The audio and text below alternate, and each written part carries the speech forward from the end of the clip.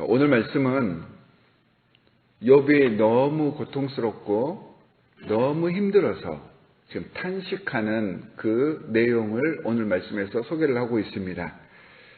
오늘 말씀의 시작이 그 후에라는 단어로 시작이 됩니다. 그러니까 고난의 모든 여파를 다 겪은 후에라는 그런 의미입니다. 지금 욥이 자신에게 쏘아져 들어왔던 그 모든 그 고난의 피크타임, 그 피크타임을 끝내고 그는 지금 오늘 본문 말씀을 통해서 자신의 생일을 저주하고 있습니다. 사실 그는 일장 후반부에서 주신 자도 여호와시고 취하신 이도 여호와시니 그분을 찬송한다라고 자신의 믿음을 고백했습니다. 그는 고난 중에도 입술로 하나님께 직접적으로 범죄하는 것을 원하지 않았습니다. 그럼에도 불구하고 그의 믿음은 오늘 본문 말씀을 기초해서 조금 묵상을 해보면 하나님 앞에서 온전하지는 않았던 것 같습니다. 생일을 저주하였다는 것은 돌려서 말하면 생일을 주신 분에 대한 불만이 우회적으로 표현된 것입니다. 물론 얼마나 고통스러우면 그 신앙의 사람 욥이 지금 생일을 저주하고 있겠습니까? 그만큼 고통스러운 상황입니다. 우리가 상상하지도 못할 그 고통을 지금 욥이 겪으면서 자신의 생일을 저주했는데 사실은 자신은 그냥 탄식한다라고 저주하고 있지만 그 내용 속에는 이 생일을 베풀어 주신 분께 대한 불만이 포함되어 있는 것입니다.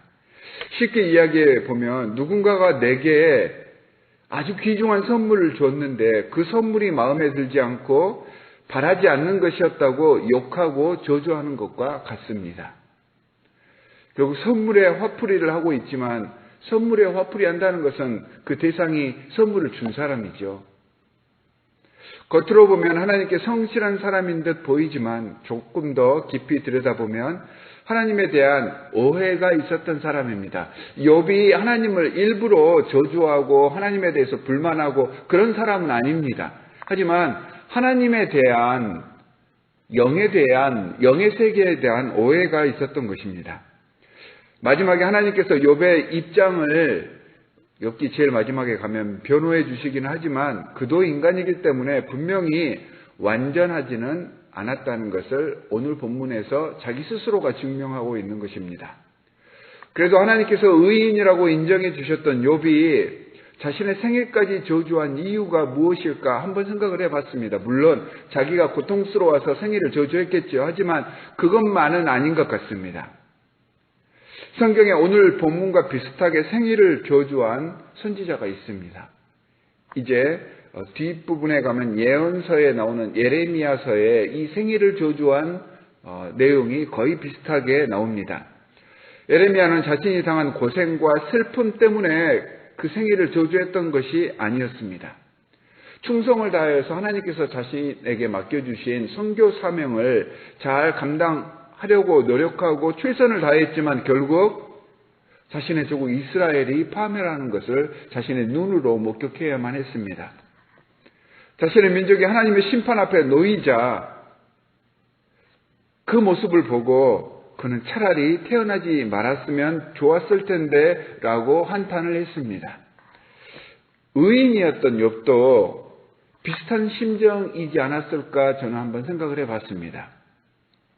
자신으로 인해서 너무 많은 주위 사람들이 고통을 받고 생명을 잃었습니다.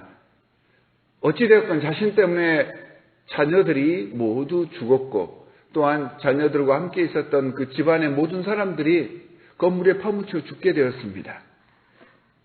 아내도 불행해졌고 이 모든 고난이 자신으로부터 일어났고 또한 자신 때문에 다른 사람들이 고통을 받고 있다고 생각을 했던 것 같습니다. 그의 부가 몰락함에 따라서 그로 인해서 생업을 이어가던 또 다른 얼마나 많은 사람들이 이 욥이 망한 것 때문에 손해를 보고 또한 함께 사업을 하던 사람들이 피해를 입었겠습니까? 아마 이런저런 이유 때문에 욥은 자신의 생일을 저주하지 않았나 이렇게 한번 생각도 해봤습니다. 하지만 우리 신앙인들은 자신의 생일 혹은 자신의 이 땅에서의 날들을 절대로 저주해서는 안 됩니다. 어떤 이유에서라도.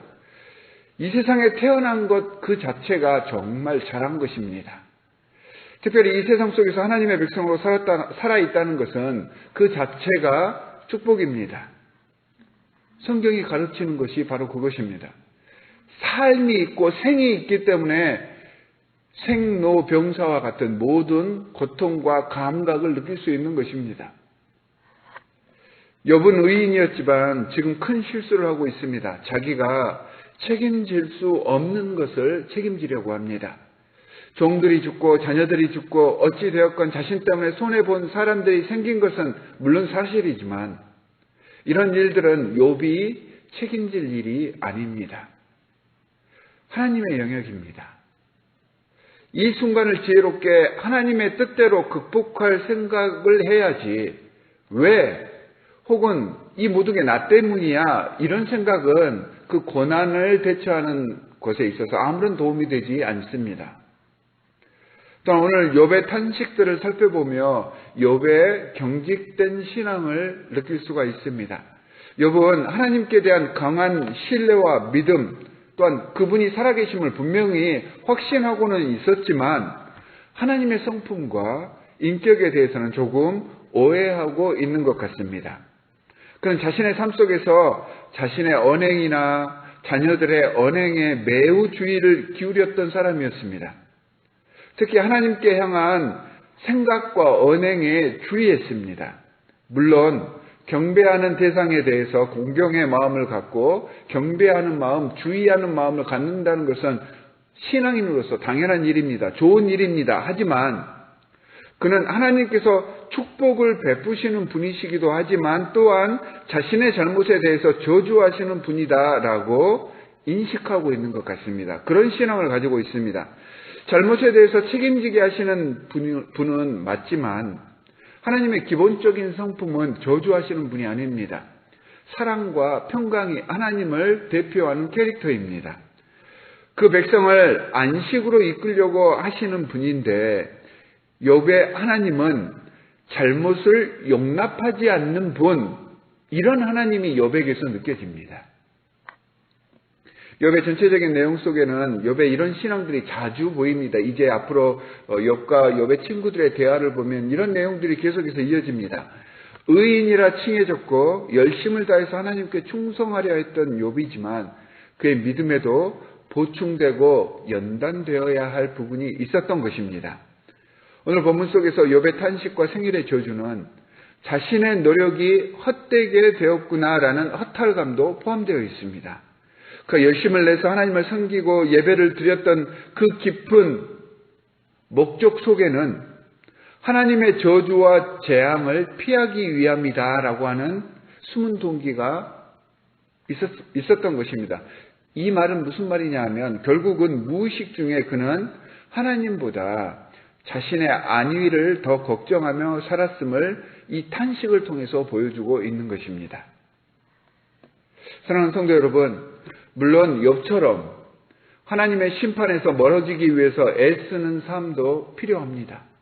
하지만 일의 결과나 행위에 따른 심판을 걱정하는 것이 아니라 그 모든 것 너머에 계시는 하나님과 온전한 관계 안에 들어가기 위해서 더 힘쓰고 하나님을 바라볼 수 있는 우리가 되어야 합니다.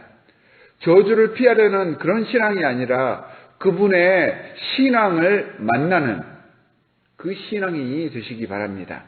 또한 이미 벌어진 일들에 대해서 후회하고 주저만 하고 있지 말고 돌이킬 수 없는 과거에 얽매이기보다는 어떻게 지금 닥친 이 일들을 극복하고 지혜롭게 하나님의 방식대로 헤쳐나갈 수 있을 것인가를 생각하면서 기도하고 하나님의 뜻을 물을 줄 아는 지혜로운 백성들이 되시기를 바랍니다.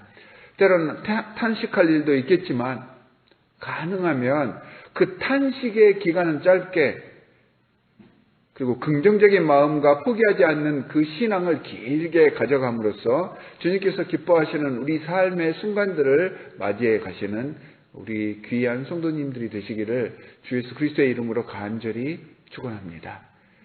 두 가지 기도의 제목을 드리도록 하겠습니다. 첫 번째는 오늘 본문 말씀에서처럼 주님께 의지할 일과 내가 열심을 내서 해결할 일을 구별하게 하시고 결과만을 보지 않고 모든 과정 속에서 우리를 사랑하시는 하나님의 사랑과 은혜를 만나는 오늘 하루가 되게 해주십시오라고 기도해 주시기 바랍니다.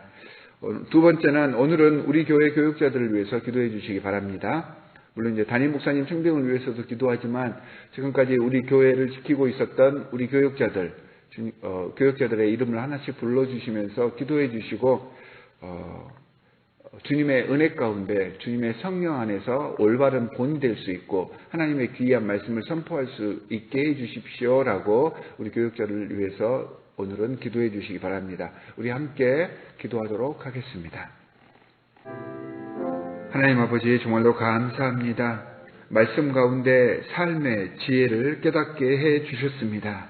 지나간 일들로 인해서 고통당하며 과거에 얽매이지 않게 하시고 주께서 우리에게 허락하신 이 현재의 시간들을 주님과 동행함으로 주님의 참 성품을 이해함으로 잘 극복해 가게 하여 주시옵소서. 주님은 저주하시는 분이 아니라 사랑하시는 분임을 말씀을 통해서 배웠습니다. 내 힘과 내 의지대로가 아니라 주님께서 명하신 대로 주님이 정말로 기뻐하시는 바가 무엇인지를 바로 구분하여서 주님의 뜻대로 이 세상을 살아가는 지혜로운 주님의 백성 될 수 있도록 저희를 인도하여 주시옵소서. 하나님, 우리 교회에 허락해 주신 귀한 하나님의 종들이 있습니다. 그들의 머리 위에 안수하여 주시고 영적으로나 육적으로나 피곤치 않도록 지키시고 이들의 삶과 이들의 말씀과 이들의 사역을 통하여서 주님 영광 받아 주시옵시고 모든 성도들이 기쁨과 평안의 열매를 받아볼 수 있도록 주님께서 우리 이 교육자들을 사용하여 주시옵소서.